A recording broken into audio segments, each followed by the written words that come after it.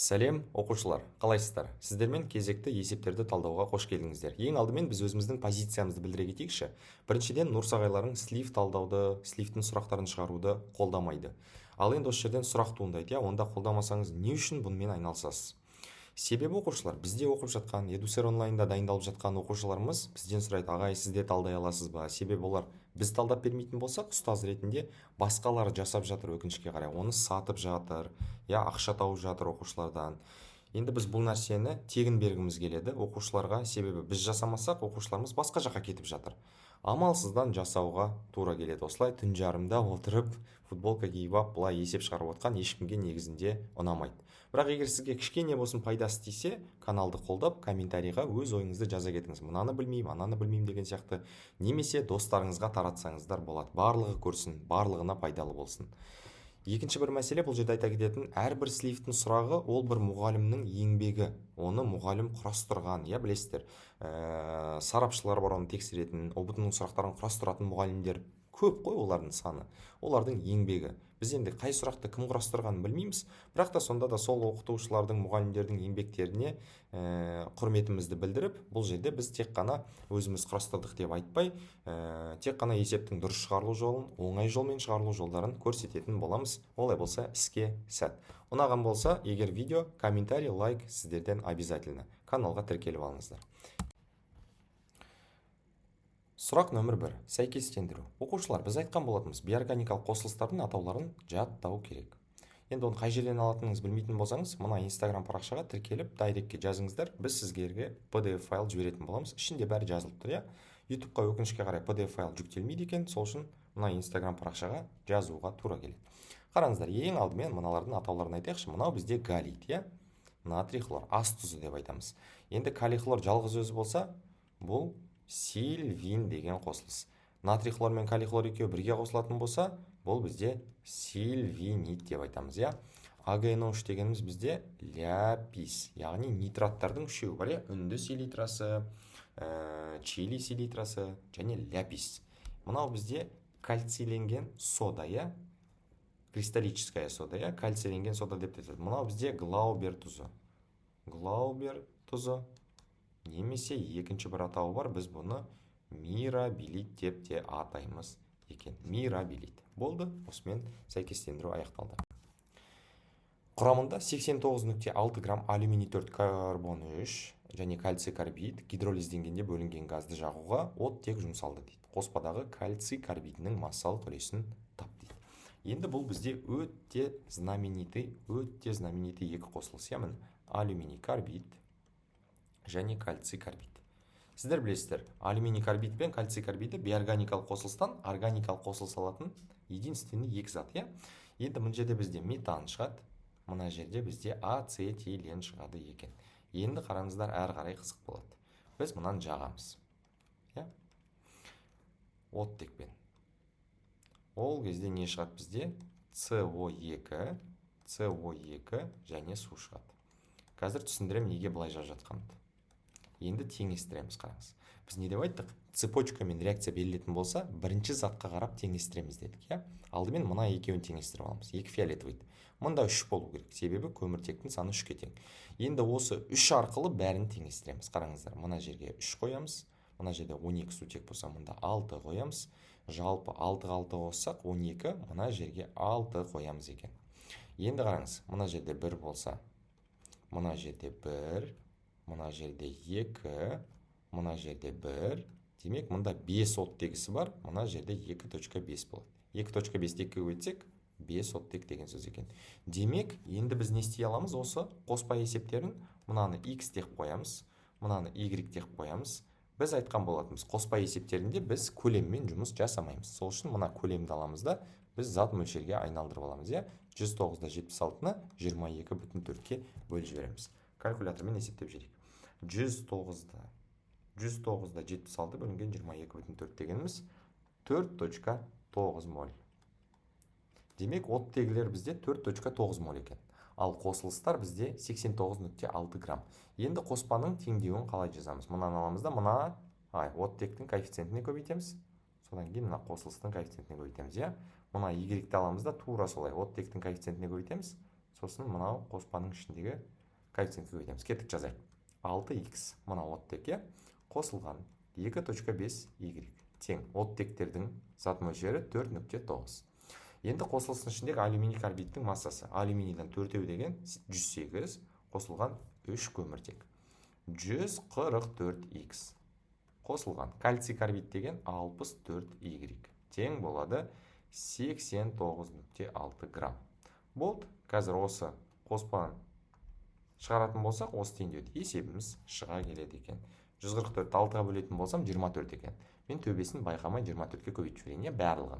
Сол кезде 144х қосылған 2,5-ды 24-ке көбейтетін болсам 60y тең 4,9-ды 24-ке көбейтетін болсам 117,6 грамм екен. Енді екі теңдеуді бір-бірінен азайтатын болсам 4 көбейтілген. Мына екеуі қысқарып кетеді. 4y тең болады. 117-де 6-дан 89-да 6-ны азайтатын болсам, мына жерде минус 28 шығып кетті. Значит, есебіміз дұрыс емес деген сөз екен. Бұл жерде енді слив болғандықтан оқушының айтқан массалары мен көлемі қате болуы мүмкін. Бірақ сіз мына жерде y-ті тауып алатын болсаңыз, дұрыс масса мен дұрыс көлеммен ары қарай орнына қойып жібересіз де, массалық үлесін таба салу қиын емес, иә? Әрі қарай жылжимыз. Химиялық реакцияның жылдамдығын лимиттеуші саты дейді. Осы сұрақты бәрі маған жазып жатыр. Ағай, мынау қалай деп, иә? Лимитированный саты ол не ол? Түсіндіре кетейінші, мысалға мынау бір главный реакция болатын болса, иә? Біз ол главный реакцияны, біз айтамыз, массаның сақталу заңы, иә? Былай жүреді ғой негізінде. Реагенттердің массасы өнімдердің массасына тең деп, ол бір нормальный реакция үшін жүреді. Ал егер реакцияларымыз саты-сатыға бөлінетін болса, лимиттеуші саты дегеніміз ол сол реакцияның жылдамдығын анықтауға көмектесетін саты деген сөз. Енді қараңыз, сізде екеуі fast, яғни тез жүреді, біреуі баяу жүреді. Осы баяу жүретін реакцияның сатысы арқылы ғана сіз химиялық реакцияның жылдамдығын анықтай аласыз. Және де сол реакцияны, сол сатыны біз лимиттеуші саты деп атаймыз екен, жаттап алыңыздар, яғни баяу жүретін саты. Кеттік дальше. Суреттегі затқа тән қасиеттер.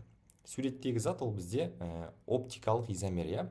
Оптикалық изомер дегеніміз сол цис-транс деген сөз. Екеуін ажырата алмайтын болсаңыз, оқушылар, цис дегеніміз ц деген әріпке ұқсайды, міне қараңыз.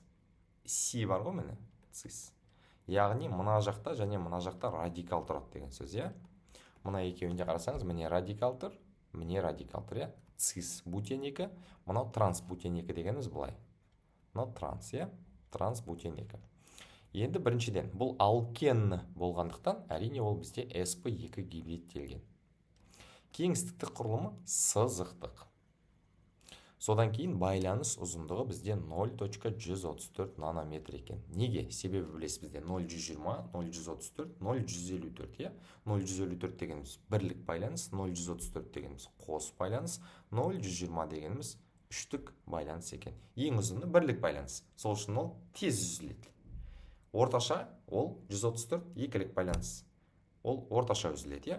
Үштік байланыс прочнее да, өйткені ол 0,120 қысқарақ болады, иә? Қысқа жіпті кесу қиынырақ. Кеттік ары қарай. Сірке қышқылын тікелей алуға болатын реагент. Мына есепті біз талдап көрсеткен болатынбыз. Тікелей алуға болады, ол бізде біріншіден ол сірке альдегидінен алуға болады, иә? CH3, COH-ты біз тотықтырған кезде CH3, COOH алуға болады. Бірақ мұнда ондай вариант жоқ екен. Екіншісі ол әрине біз бутаннан аламыз деп айтқан болатынбыз. Бутанды тотықтыру арқылы. Дұрыс жауабымыз С варианты, жаттап алыңыздар. Және де органикалық қосылыстың жинақтарын біз тек қана өзіміздің оқушыларымызға жинап берген болатынбыз. Edusер онлайн оқушыларына жәндерім, жаттаңдар. Осының бәрі келіп жатыр ОБТ-да. Кеттік дальше. Реактивтерді сәйкестендіру. Сәйкестендіру дегеніміз енді бұл жерде сапалық реакция деп тұр, яғни қайсысы бір отличительный черта көрсетеді. В данном случае ол тұнбауы, яғни бір түрлі цвет береді деген сөз, SO4 дегеніміз ең көп ол бариймен келеді, барий SO4 деген тұнба. Көп есептерде, қоспаларда және тағы басқа жерлерде келеді.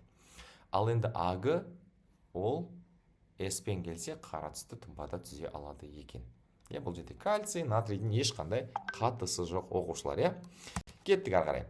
Әлсіз электролиттер. Әлсіз электролиттерді өткен жол талдап көрсеткен болатынмын, Электролиттер жалпы былай бөлінеді оқушылар. Электролит және бейэлектролит және электролит, әлсіз электролит. Күшті электролиттарға суда жақсы еритін, бейтарап тұздар, күшті қышқылдар және күшті негіздер жатады. Бұлардың бәрі күшті электролиттер. Ал әлсіз электролит дегеніміз, ол әрине бізде су молекуласы жатады екен, және әлсіз қышқылдар, суда әлсіз негіздер. Бұлардың барлығы бізде неге жатады екен? Әлсіз электролиттерге жатады екен. Кеттік ары қарай. Түзілетін заттарды сәйкестендіріңіз. Енді мына реакцияны мен оқушы кезден білем, мұғалім кезден білем еще.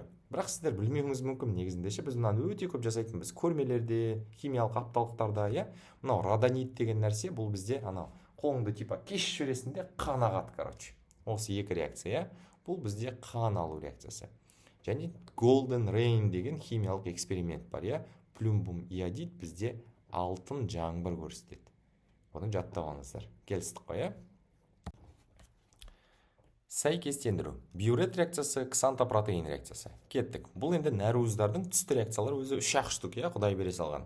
Сол 3 штукты жаттап алуымыз керек қой. Биурет реакциясы дегеніміз ол күлгін түс береді. Бізде сілті ерітіндісі мен мыс сульфаты деп айтамыз, Ксантопротеин деген сары түсті реакция береді, ол жерде азот қышқылы қолданылады. Және үшіншісі қара түс береді, ол бізде ПБС, қорғасын ацетат арқылы цистеин реакциясы. Енді бұл толық сұрақ болмағандықтан біз мұнда тағы бір сұрақ қосып қойдық. Күрделі эфирлердің сілтілік гидролизі өнімдері. Енді осындай теориялық сұрақ келген кезде не істеу керек оқушылар? Сіз бұндай теориялық сұрақты гадать етудің керек емес. Сіз бірден просто пример жазып, мысалға CH3, COO, C2H5. Күрделі эфир ма? Сілтілік гидролиз деген сілті қос деген сөз. Енді реакцияны жазып жібере саласыңыз жерде, CH3, COO калий қосылған, C2H5OH. Болды, алмасу реакциясы. Мынау деген бізде спирті барлардың бәрін алып баласын, қалғандарын сызытсайсын. Мынау деген бізде тұз, карбон тұзы. Яғни С варианты дұрыс болады екен. Кеттік әрі қарай. Сұрақ: 200 грамм олиум алу үшін күкірт оксидіне қосатын судың массасы қандай дейді? Ал саған, күкірт оксидіне қосатын судың массасы қандай? Енді біз олиумның есептерін қалай шығаратын едік? Бұлай шығарамыз, жазып қоямыз. Соңында 200 грамм олиум алынған екен. Күкірт оксидіне қосатын судың массасы. Мына жерде олиумның проценті берілмей қапты, өкінішке қарай. Біз процентін жазып қояйық. Мысалы 20% олиум болсын. Мына жерде H2S4-іміз, SO3-іміз. Мынау 20% болсын, мынау 80% болсын. Мұнда су болсын, мұнда SO3 болсын. Мынау X грамм, мынау Y грамм, екеуі де белгісіз, Бірінші теңдеуіміз массаның сақталу заңы. X плюс Y тең болады 200. Енді кеттік ары қарай. Көбейтілген 100 тең болады 80%. Яғни күкірт қышқылының соңғы ерітіндідегі массасы. Массалық үлесі, астында 200 грамм, үстінде H2S4-тің массаларын іздейміз. Жәшіктерден біріншісінде 0, екіншісінде 0, өйткені екеуінде де жоқ. Ал үшінші масса бізде реакциядан келеді екен оқушылар. Кеттік. H2S4, M3, үшінші масса деген сөз, 98. Мына жақта олиум болған үшін біз су арқылы есептейміз. Судың массасы Y, яғни чик-чик. M3 тең болады 5.44Y. Жаттап алатын болдық қожа, 5.44. Жаз қоямыз. Калькуляторсызақ есептей бересің ғой. Мынаны 0.8. Енді осы жерде Y-ті тауып алу үшін 5.44Y тең 200-ді 0.8-ге көбейтіп жіберсем 160. Y-іміз тең болады екен 160 бөлінген 5.444444. 29-да 38 грамм. Яғни суымыз біздің 29-да 38 грамм. Значит, X-іміз біздің 200-ден азайтып тастайтын болсаң 170-те 61 грамм. Ағай, процент қайдан шықты? Просто есепте берілмей қалды. Оқушының есінде болғанын жазып берген, осылай екен, Осындай есептерді шығару қиын емес. Қандай да процент беріліп тұрса, соны просто жаза қойысыздар. Ешқандай айырмашылық жоқ есеп шығарғанда. Жұмбақ есеп. Олиум өндірісі 3 сатыда жүреді дейді. Болды, осымен жұмбақ есеп бітті, короче. Қалай шығарамыз бұны? Олиумды ең алдымен түсіндірейікші оқушылар. Олиум неден алынады? Біріншіден ол таза күкірттен алынады, екіншіден H2S-тен алынады, үшінші ол металл сульфидтерден алынады. Бұл да ОБТ-да теориялық сұрақ ретінде келеді, Олиум неден алынады деп. таза күкірт сутектен және металл сульфидтерінен. Мынау в основном мынандай минерал пириттан алынады. Енді қараңыз, кеттік сатыларын жазайық. Пириттан ең алдымен SO2 алынады. Жаққан кезде 800 градуста деп айтамыз оны, міне. Содан кейін SO2-ден SO3 алынады. Мынау гомогенді процесс дейміз, және катализаторда V2O5 дейміз. Содан кейін SO3-міз барады да H2O-мен қосылып H2SO4. Одан кейін мұнда H2SO4-міз SO3-пен қосылады да купоросный май. Купоросты май түзеді, яғни SO3 пен H2SO4. Мін олеум деген осы нәрсеге жаттап біліп жүріңіздер. Мынау қандай процесс деп те келуі мүмкін, оны жаттап керек емес. Бұл гомогенді процесс, өйткені барлығы бір фазада жүреді, жанған кезде деген сияқты. Кеттік ары қарай. Белгісіз көмірсутек хлормен әрекеттескенде дихлор алкан шықты. Дихлор алкан неден шығатын еді? Міне CnH2n хлор 2. Дихлор алкан. Яғни хлорды қосамыз неге? Алкенге. Мынау реакциялардың жинағында бәрі жазылып тұр. Оқушылар жаттаңдар реакцияны. Өте маңызды, Енді мынаның ішіндегі хлордың массалық үлесі 71% дейді. Жазайық. 71%-ді сразу 100-бен қысқартып жібересілік. 71-де 71. Төбесінде хлордың молярлық массасы 71, астында қосылыстың молярлық массасы 14. N дегеніміз мынау. 71 дегеніміз хлор, Енді осы жерде 14N қосылған 71 тең, мынаны мынаған бөліп тастайық. Примерно 100. 100 емес, где-то 99 бекен. Есептей салайын, 71 бөлінген 0.71. 99 ровно екен, 99. 14N тең болады 28, мынадан азайтып тастайым. N тең болады 2 дегеніміз C2H4 хлор 2 деген сөз екен. Енді айтады, осыны дейді, сумен әрекеттестіргенде пайда болған оттекті органикалық қосылыстың массасы. Мәсаған, не деген мощный есепнан. Кім құрастырған? H2O-мен әрекеттескен кезде не шығады бізде? Әрине этилен гликоль шығады екен. 2 галогеннің орнын барып, алмастырады 2 гидроксотоп, мынау H-OH. 2 гидроксотоп мынаны алмастырады, 2 хлор сутекпен кетіп қалады. Мында 2. Енді мынаның массасын сұрап тұр, астында этилен гликольдің молярлық массасы. 24 қосылған 4, қосылған 34, 62 екен. Мынауымыз бізде 0.5 моль, астында коэффициентіміз 1. Енді пропорция жасаймыз. М тең болады 31 грамм екен. Болды? Спокойно. Кеттік ары қарай. Ацетилен жартылай тотыққанда не түзіледі дейді. Ал саған. Ацетилен жартылай тотыққанда. Мына реакцияда бізде органикалық қосылыстардың реакциялық жинағында бар. Оқушылар бердім ғой, жаттаңдар, пожалуйста, жаттау керек бәрін. Жартылай тотыққан кезде бізде мынандай зат шығады. Сажа шығады, сажа. Және моноксид шығады. Және су шығады. Күйе шығады екен, яғни, былайша айтқанда бір сөзбен. Мынау бізде иіс газ. Иіс газы жаттап аламыз атын. Көмірқышқыл газ шықпайды. Синтез газ дегеніміз ол СО мен сутектің екеуінің қоспасы. Кокс газы дегеніміз ол сутек, метан, кішкене этан деген сияқты газдардың қоспасын кокс газы деп атаймыз екен, Кеттік ары қарай. 158 грамм 20%-ді калий нитрат ерітіндісін электролиздегенде электролизердің массасы 18 граммға кеміді. Реакция нәтижесінде түзілген ерітіндідегі электролиттің массалық үлесі. Ал саған мощный сұрақ. Жаз қояйық. Калий нитрат H2O электролиз. Ең біріншіден катодқа мән береміз, Мынау белсенді металл болған үшін катодта бізде сутек шығады. Енді бұл жерде оттегісі бар болса, фтор болса, анодта бізде оттек шығады деп айтқан болатынбыз. Қосылған. Мына екеуі қайдан шықты? Бұл екеуі судан шықты. Әрине біздің тұзымыз өзгеріссіз. Енді мынаны теңестіріп аламыз. Мында 1, мында 0.5, мында 1. Енді бізді напрягать етіп тұрған нәрсе не ол? Мынау 18 граммға кемейді. Не үшін кемейді, оқушылар? Жалпы ерітіндінің массасы не үшін кемейді?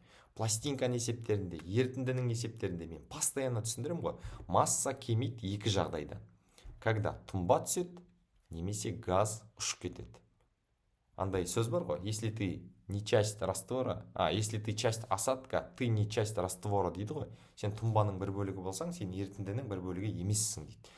Демек, мына жерде тұнба жоқ, значит, мына екеуі бірге 18 грамм деген сөз, который ерітіндінің массасын азайтып тұр. Ұшып кетіп жатыр да. Демек, мынаны біз x моль десек, коэффициентіне қарап, мына 0.5x моль болса, 2x бұл сутектің массасы қосылған. 0.5-ті 32-ке көбейтетін болсам, 16x тең болады 18 грамм. 18x тең болады 18. X-іміз тең болады екен 1 зат мөлшер. Осылай түсіндіресіздер бұны, иә? Енді бізде так как тұз ауыспады вообще. Қалай болды реакцияда басында? Соңында да солай қалды. Бұның проценттік үлесін таба салу өте оңай, иә? Мынаның ешқандай қатысы жоқ. Мен просто түсіндіріп жатырмын сіздерге. Басындағы тұздың массасы 158-дің 20% екен. Жазып аламыз. 0.2. Яғни бұл 31.6 грамм екен. 31.6 грамм өзгеріссіз соңында да солай шықты. Ал ерітіндінің массасы басында 158 болды, бірақ 18-і азайып кетті. Осы жерден 100-ге көбейте саласың. Процентіміз тең 77-ді примерно есептей салып едім мен. Көре салайық. 31.6 бөлінген 140. Ойбай, өтірік айтып қойыппын, 77 деп қойып. 22.57% екен. А варианты. Ал егер реакция өзгеріп жатқан болса, басқа тұз пайда болып жатқан болса, мысалға ше, ол кезде мына зат мөлшер арқылы жалғастырып тұздың массасын тауып, тура осылай ерітіндінің массасын тауып, оның процентін таба салу қиын емес, иә? Кеттік ары қарай. Фенолдың спирттағы ерітіндісіне натрийдің артық мөлшерін әрекеттестіргенде 6,72 литр газ бөлінді. Ал сол мөлшердегі қоспаға бром сумен әсер еткенде мынанша грамм тұнба түзілді. Фенолдың спирттік ерітіндідегі массалық үлесі қандай? Бұл бізде қоспа есеп нөмір 2, иә? 4 реакция беріліп тұр, 3-еуі жүреді, 1-еуі жүрмей қалады. Бізде кітапта сызып жазып тұр, фенолдың спирттан айырмашылығы, фенолдың спиртқа ұқсастығы. Фенол деген бізде біріншіден әлсіз қышқылдық қасиет көрсетеді. Әлсіз қышқыл. Не үшін айтып аталырмын? Әлсіз қышқыл болған үшін ол негізбен реакцияға түсе алады. Мен вообще түсіндірдім ол принципті да. Қышқылдық бір нәрсе көрсетсе, қасиет, ол негіздік бір қасиет көрсететін затпен точно реакцияға түседі. Иә? Енді так как бізде қышқылдық реакция көрсетеді, фенол 2 реакцияға да түседі екен, міне жазып қоямыз. С6H5OH, С2H5OH, С6H5OH, С2H5OH. Бүкіл реакциялар жазып қойдым. Натрий OH болсын мұн жерде. Мұн жерде натрий OH болсын. Мұна жерде натрий болсын. Мұна жерде натрий болсын. Нәтижесінде бізде 0.5 сутек, 0.5 сутек. Біз айтқанбыз, қоспа есептерінде біз литрмен жұмыс істемейміз. 6,72-ні 22,4-ке бөліп аламыз. 0.3 моль. Бітті. Жазып қоямыз. Мұна екеуі бірге 0.3 моль. Енді мынау реакцияға түседі. С6H5O натрий қосылған H2O. Натрий OH емес екен ғой, sorry. Бұл жерде бром екен ғой. Яғни броммен тек қана біреуі реакцияға түседі, е? Мен уже шаршап қаптым. Сағат деген түнгі 11:30. Кеттік. С6H2OH бром 3 қосылған 3H бром, е? Мына тұнба. Кеттік, мына реакция болмайды. Енді қараңыздар оқушылар. Логикасын түсіндіре кетейінші. Бізде мынаның массасы беріліп тұр, мына 16,55. Астында молярлық массасы 331. Мен қазір мынау арқылы фенолдың массасын немесе зат мөлшерін тауып аламын. Сосын мына фенол екеуі біреу, бір нәрсе ғой. Мына арқылы мен мына сутектің зат мөлшерін тауып аламын. Екі сутектің общий зат мөлшері берілген. Сол 0,3-тен азайтып тастаған кезде мына сутектің зат мөлшері шығады. Осы арқылы этанолдың массасын тауып аламын. Бітті. Қоспаның массасын, екі массаны қосқан кезде қоспаның массасы шығады. Ары қарай массалық үлесті табу қиын емес. Давайте есептейік.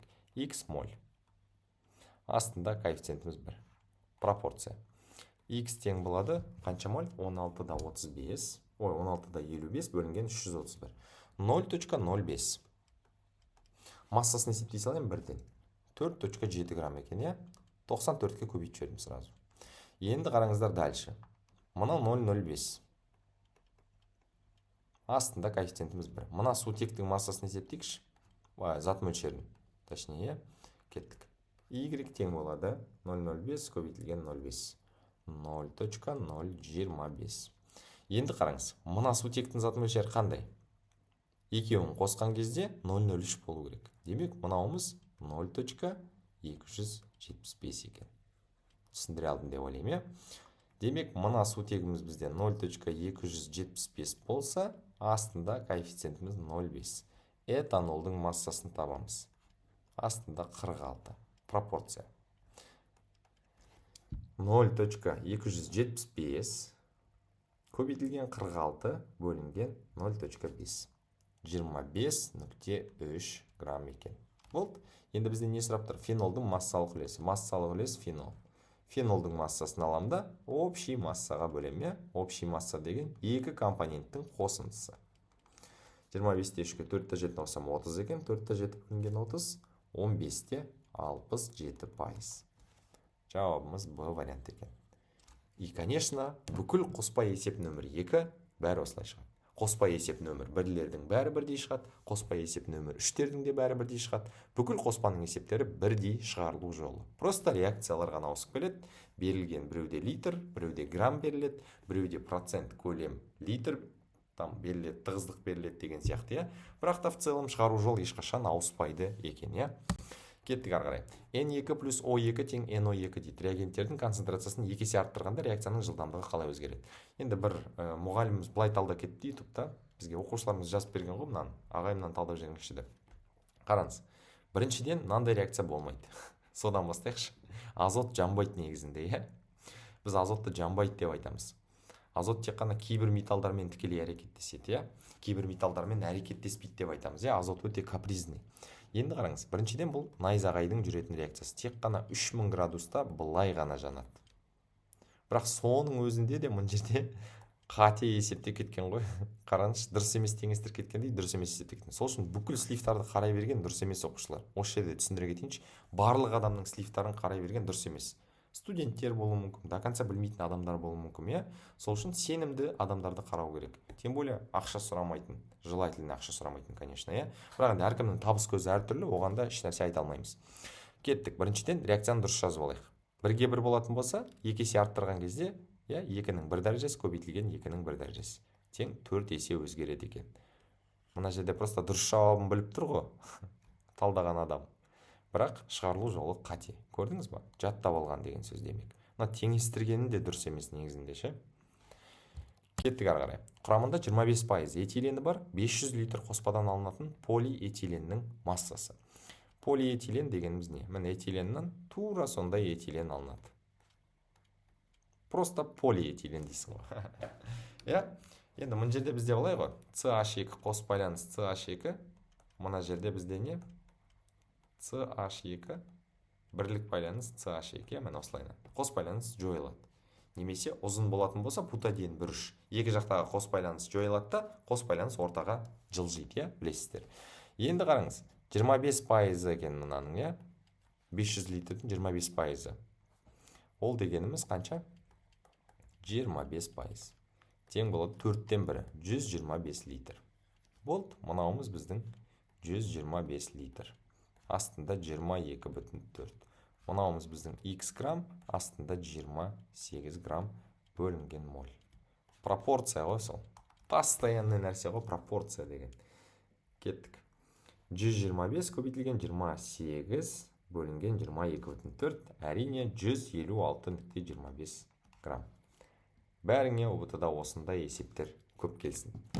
Кеттік ары қарай. Глюкоза, ацетон, құмырсқа қышқылы 0,25 моль күміс оксидімен әрекеттескенде 43,2 грамм тұнба түзілді. Ацетонның массасы қандай дейді?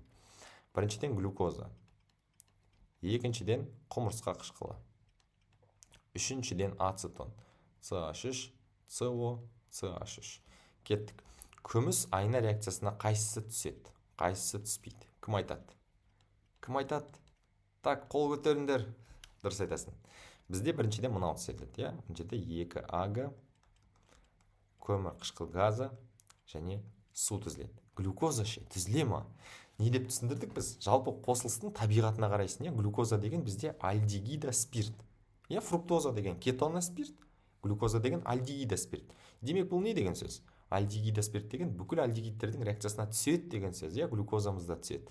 Ал енді не шығатынын білмей тұрсаң, просто бір оттекті өзіне алады, Ары қарай не шығады, сен оны уайымдамай қойсаң болады, Уайымдаудың қажеті жоқ, Біз оны глюкон қышқылы дейміз, конечно, бірақ сен оны білмей қойсаң болады. Ал кетон бізде күміс айна реакциясына түспейді екен. Енді мына тұнбаның зат мөлшерін тауып алайықшы, давайте. бұл общий. О, бізде. Кеттік. Қараңыздар. 43-та 2-ні аламын да мен 108-ге бөліп тастаймын. Сол кезде 0.4 моль шығады екен. Демек, мынау x болатын болса, міне шық. Мынау y болатын болса, қоспан есептерін қалай шығаратын едік? 2x қосылған 2y тең 0.4. Я? Кеттік, енді ары қарай. Мынау ше, x болсын, мынау y болсын, мынау z болсын. x қосу y қосу z тең 0.25. Конечно, біз мұна төбесінде қысқартып жіберсек болады. Сол кезде x қосу y тең болады 0.2 болады екен. Ал енді z-ті тауып алу өте оңай ғой. Екеуін бір-бірінен азайтып тастайтын болсаң, z-тің зат мөлшері 0.05. Ол ацетон. Ацетонның молярлық массасына көбейтіп жіберсек, массасы шыға келеді. 15-ке 15 30, 30-ға 28 CO-ны қоссақ 58. 58-ді 0.05-ке көбейтіп жіберетін болсаңыз 2.9 грамм. Болды. Осылай спокойно нұр сағайыңмен любой есепті шығарасың. Бізде VIP ағымға тіркелу болып жатыр. Кел, үйретеміз. Біздің мақсатымыз тек 40 плюстарды алу, я? Бірақ оған да жете алмай жүрсең, оған да жеткізуге көмектесеміз. Өте маңызды сол кері байланыс, я? Кеттік ары қарай. Хлор бензол 10%, 100 мл, ро тең 1.109. Мына бәрін бір-біріне көбейтіп тастау керек, я? Не болса да бір-біріне көбейтіп тастайсың, короче. Білетін затыңды жасай беру керек қой ОГТ-да. Былайша айтқан кезде. Мына жерде 11.09 грамм шыққан екен хлор бензол. Натрий сілтісімен әрекеттескенде түзілген өнімнің шығыны 15% дейді. Екінші сатысы дейді. Ол броммен әрекеттесті дейді түзілген зат. Шығыны 25%. Енді қараңыз оқушылар, кішкене ойларыңызды жинақтап берейін, шығынды алайық та шығымыға айналдырып алайық. Шығым мен шығымның қосындысы 100%, значит, шығымы тең 85% деген 0,85 деген сөз. Мына жерде 0,75. Өйткені шығым деген потеря деген сөз, шығымы деген ол выход продукта деген сөз. Болды, 85%-дық шығым, 75%-дық шығым. Енді реакцияны жазып қояйық. С6H5 хлор, натрий сілтісімен фенол түзілді. Фенолды броммен әрекеттестірген кезде С6H2OH бром 3. Бітті. Мұнаның массасын тап дейді. Астында молярлық массасы 331. Теңестіруді қайдан бастаймыз? Бірінші мынадан бастаймыз. Міне 1, содан кейін мына екеуін қараймыз. 1-ге 1. Түсіндіре алдым ғой да, мына екеуін бірінші теңестіріп аласың, сосын мына екеуін бірге теңестіресің. Болды. Енді ары қарай біз мынаның массасын біліп тұрық. 11.09 грамм. Астына молярлық массасын жазып қоямыз. 77 деген С6H5, 35-те 5-ті қоссам 112.5. Бірден пропорция жасалам бұлай. Масса тең 11.09 көбейтілген 331 бөлінген 112.5. 32.63 грамм. Ал енді шығымға кірсеміз. Егер өнімге қарай есептеп атқан болсақ, конечно, көбейтіп тастаймыз екеуіне де. Екі шығымға бірден көбейтесі сақталады. Көбейту 0,85, көбейту 0,75. 20.80 грамм екен. Так, дұрыс есептедік па? Түзілген өнімнің броммен әрекеттесуі. Дұрыс қой, броммен есептедік.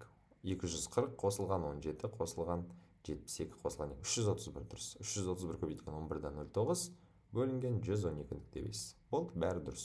0,85 көбейтілген 0,75. Я, бәрі дұрыс екен. 10 көбейтілген 100 көбейтілген 1.109.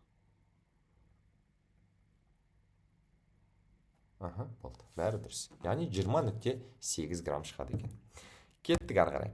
25% 1.5 килограмм крахмалдан алынған глюкозаны ашытып спирт алды дейді. Қараңыз, крахмал С6H10O5. Егер крахмалдың формуласын жаттай алмай тұрғандар болса, міне глюкозаны аласың да, просто суды азайтып тастайсың, иә? Сол кезде екеуі азайтылса 12-ден H10 қалады. Көміртек өзгеріссіз, от тек 6-дан 1-ді азайтсаң 5. Бұл крахмал немесе целлюлоза дейміз. Екеуінің айырмашылығы неде? Крахмалдан альфа-глюкоза шығады гидролиз дегенде, целлюлозадан бета-глюкоза шығады екен, иә? Міне альфа-глюкоза шықты. Одан кейін оны 2 этанол шықты. Бұл жақта екінші өнімдер бар. 2 көмір қышқыл газы деген сияқты. Бірақ олар маңызды емес, иә? По факту. Бізге керек емес. Сол үшін оны қазір жазбай-ақ есепті шығарып үйренуіңіз керек. Қараңыздар оқушылар, бізде жалпы ашудың 4 түрі бар, иә? Көбісі 3 түрлі дейді, олай емес. Негізі ашудың түрлері көп, бірақ ұбт-да келетін 4 түр. Біріншісі ол спирттік ашу, екіншісі ол сүт қышқылды ашу, үшіншісі май қышқылды ашу, бірақ төртіншісін көбісі айтпайды. Өткен жыл нағыз ұбт-да келіп оқушыларды қадап жіберді. Лимон қышқылды ашу деген нәрсе бар, иә? Оны да жаттап алыңыздар. Енді мынау дегеніміз 1,5 килограммның 25%. 1,5 көбейтілген 25%. Ол дегеніміз 1,5 көбейтілген 25 бөлінген 100. Яғни 0,375 килограмм екен. Килограмммен есептейтін болсақ жауабын. Енді вариант жоқ бұл жерде. Көресіздер ғой, вариантқа қарау керек болса. Мына 162, бітті. М тең болады екен 0,375 бөлінген 162 көбейтілген 2 көбейтілген 46. 0,212,96 килограмм. Немесе 212,96 грамм болады екен. Болды, өте оңай. Кеттік ары қарай.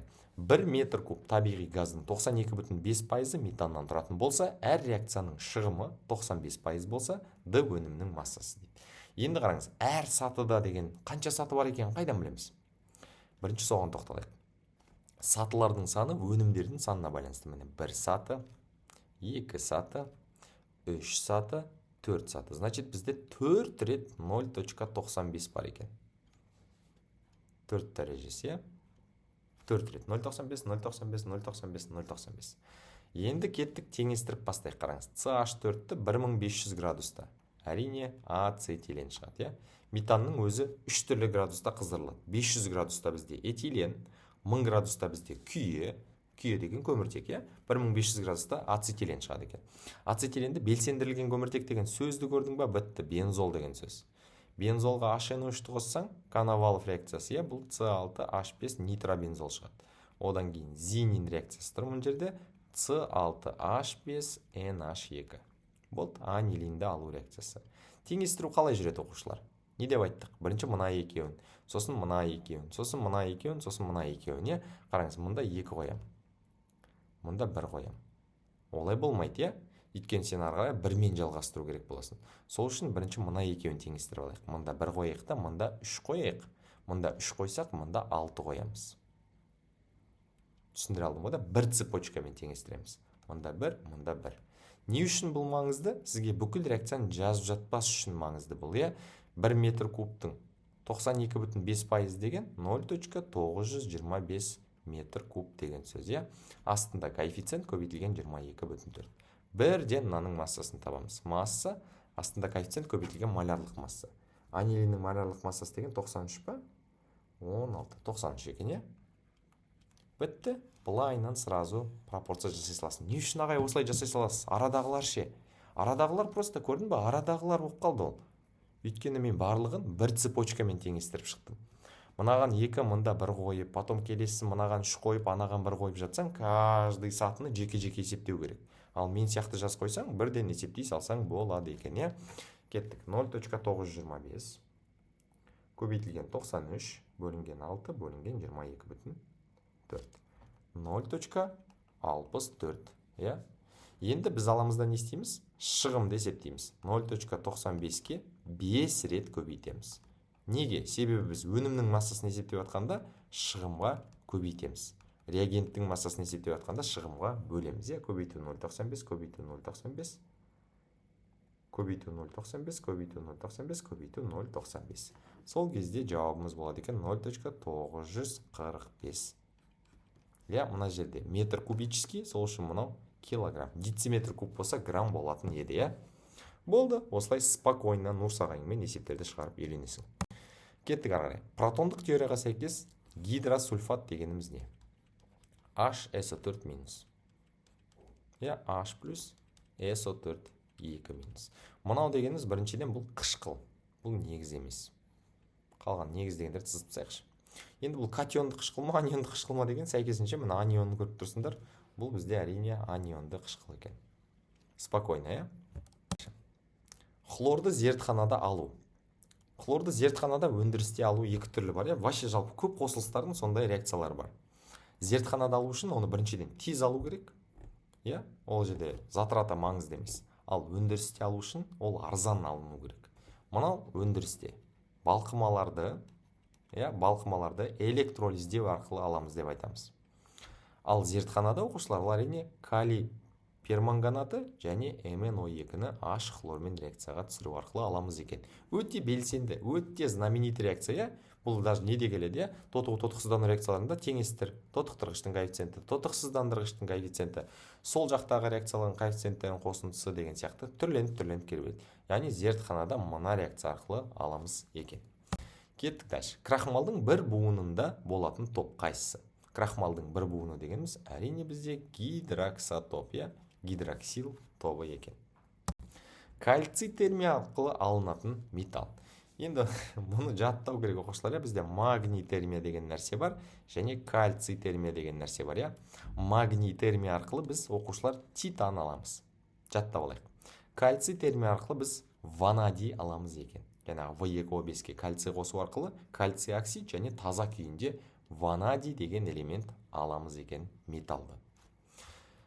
Сіздермен болған Нұрсағайларыңыз оқушылар пайдалы болса, Нұрсағайларыңның мына Instagram парақшаларына тіркел кетіп, ағайларыңа рахмет айтқыларың келсе рахмет айтып, немесе комментке жазсаңыздар да болады. Қайырлы түн, ұбт-да барлықтарыңызға сәттілік.